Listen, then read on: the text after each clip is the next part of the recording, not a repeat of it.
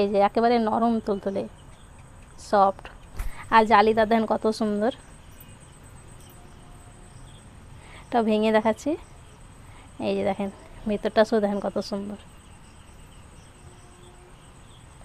তার সঙ্গে চাটনিটাও দেখেন কত সুন্দর হয়েছে।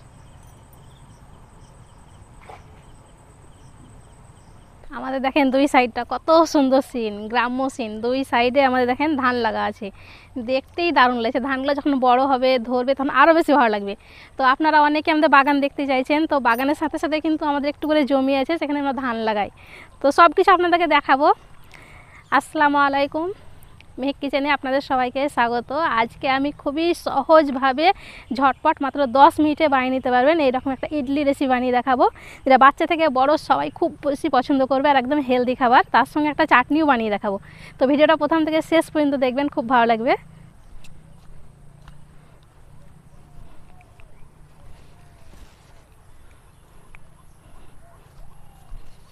সুজির ইডলি বানানোর জন্য সব সময়তে ব্যাটারটা রেডি করতে হবে, কেননা সুজিটা একটু টাইম লাগে ফলতে, রেস্টে রাখতে হয় ব্যাটারটা। তার জন্য আমি ব্যাটারটা প্রথমে রেডি করব। তো এইখানে আমি 200 গ্রাম মানে 1 প্যাকেট সুজি নিয়েছি। আপনারা চাইলে সুজিটা কম বেশি করে নিতে পারেন।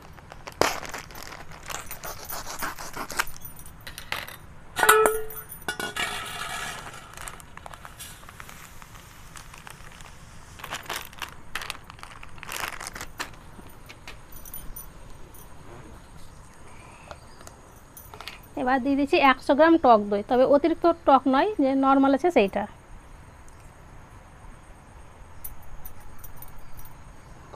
স্বাদ মতো দিয়ে দিচ্ছি লবণ।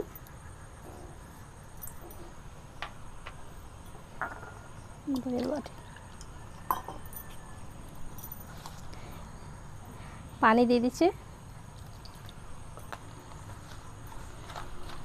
অল্প অল্প পানি দিতে হবে, মিক্স করতে হবে।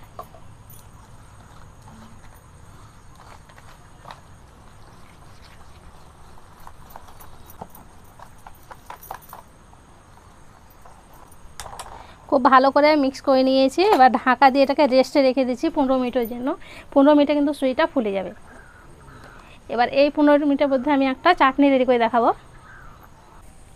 চাটনি বানানোর জন্য কী কী নিয়েছি আপনাদের দেখাচ্ছি। এই যে ভাজা বাদাম, আর এটা হচ্ছে ভাজা ছোলা, 2টো শুকনো লঙ্কা, লবণ, আর এই যে তেঁতুল নিয়েছি, আর একটু দেবো চিনি। আমি এখানে সব কিছু ভেজে নিয়েছি। আর যদি আপনাদের ঘরে কাঁচা থাকে, কাঁচা বাদাম, তারপরে ছোলার ডাল যদি থাকে, তাহলে সব কিছু একটু কড়াইয়ে ভেজে নেবেন, তারপরও কিন্তু হবে। আমি শিল পাটাতে ভালো করে বেটে নিব, আপনারা চাইলে মিক্সিতে করে নিতে পারেন।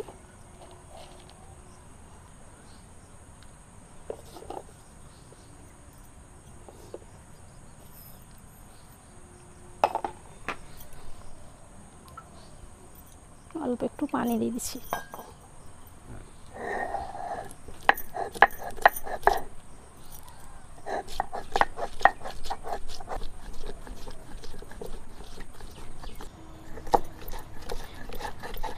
চাটনিটা আমি ভালো করে বেটে নিয়েছি। আর দেখেন একটুখানি দানা দানা আছে, এরকম থাকলে বেশি ভালো লাগে খেতে। এই যে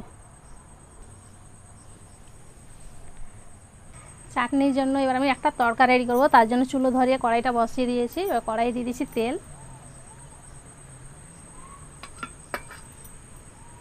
তেলটাকে গরম করতে হবে। গরম হয়ে গেছে। এই যে অল্প একটু দিয়ে দিচ্ছি রাই, একটু শুকনো লঙ্কা, আর কয়েকটা দিয়ে দেবো কারি পাতা। এবার দেখেন এই যে চটপট করে ফুটতে শুরু করেছে। এই যে হয়ে গেছে, এবার নামিয়ে নিচ্ছি।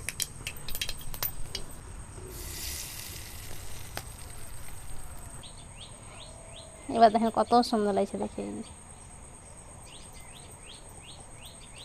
চাটনিটা রেডি হয়ে গেছে। আর এইভাবে যদি চাটনি আপনি বানিয়ে রেখে দেন, তাহলে রুটি পরোটার সঙ্গে খেয়ে দেখবেন, খেতে কিন্তু দারুণ লাগে। আবার ধোসার সঙ্গেও খেতে পারেন, খুব ভালো লাগে।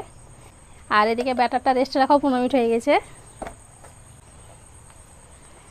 এই যে দেখেন ব্যাটারটা একটু পাতলা হবে, আর একটু পানি দিচ্ছি।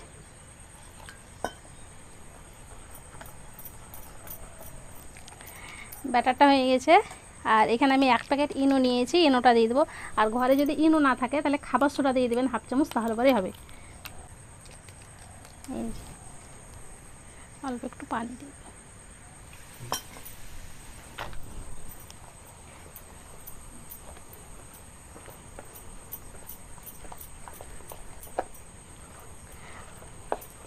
ইনো দেওয়ার সঙ্গে সঙ্গে দেখেন ব্যাটারটা একদম হালকা হয়ে গেল। খুব ভালো করে মিশিয়ে নিতে হবে।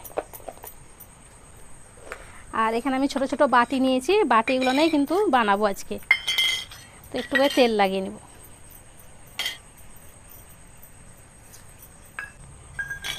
সবগুলো আমি রেডি করে নিয়েছি, এই ব্যাটারগুলো দিয়ে দিচ্ছি।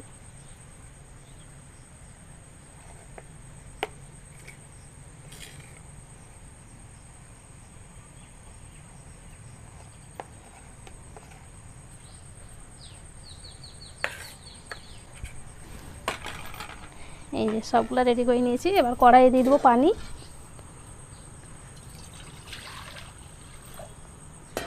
আর একটা স্ট্যান্ড বসিয়ে দিচ্ছি, এই থালাটা বসিয়ে দিচ্ছি। এবার বাটিগুলো বসিয়ে দিচ্ছি, একটু করে ঝাঁকিয়ে নিচ্ছি।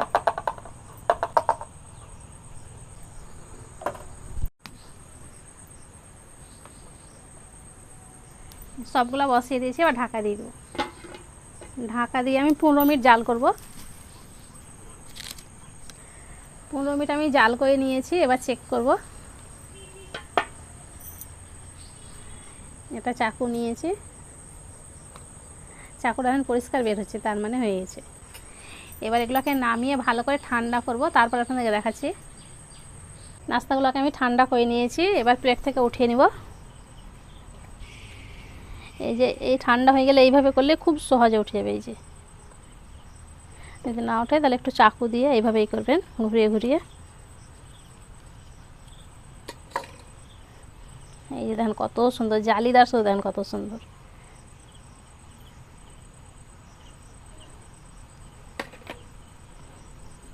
এই যে দেখেন এইভাবে করলে পরে কত সুন্দর, এই যে ছেড়ে ছেড়ে যাচ্ছে। এই যে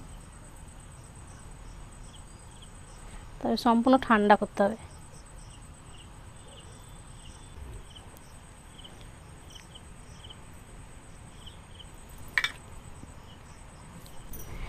এবার দেখেন ইডলিগুলো কত সুন্দর হয়েছে। আমি এই যে অরেঞ্জ ইনো দিয়ে করেছি, তার জন্য কালারটা একটু মানে কমলা হয়েছে। আপনারা যদি লেমন দিয়ে করেন তাহলে একদম সাদা ধপধপে হবে। এই যে একেবারে নরম তুলতুলে সফট, আর জালিদার দেখেন কত সুন্দর। এটা ভেঙে দেখাচ্ছি। এই যে দেখেন ভিতরটা শুধু দেখেন কত সুন্দর।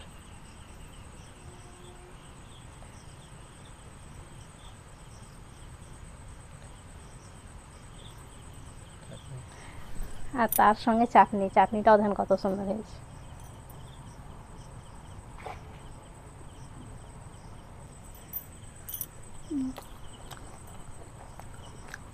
এই চাটনির সঙ্গে ইডলিটা খেতে কিন্তু দারুণ লাগছে। এই চাটনি ছাড়া ইডলি কিন্তু খেতে ভালোই লাগবে না। যখন ইডলি বানাবেন এইভাবে একবার চাটনিটা বানাবেন, তাহলে দেখলেন তো ইডলি বানানো কত সহজ।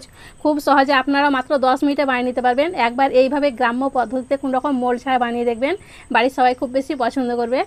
আশা করছি আজকের রেসিপি আপনাদের অনেক ভালো লেগেছে। ভালো লেগে থাকলে প্লিজ লাইক কমেন্ট শেয়ার করবেন, আর আমার চ্যানেলটি অবশ্যই সাবস্ক্রাইব করবেন। সবাই ভালো থাকবেন, সুস্থ থাকবেন, ধন্যবাদ।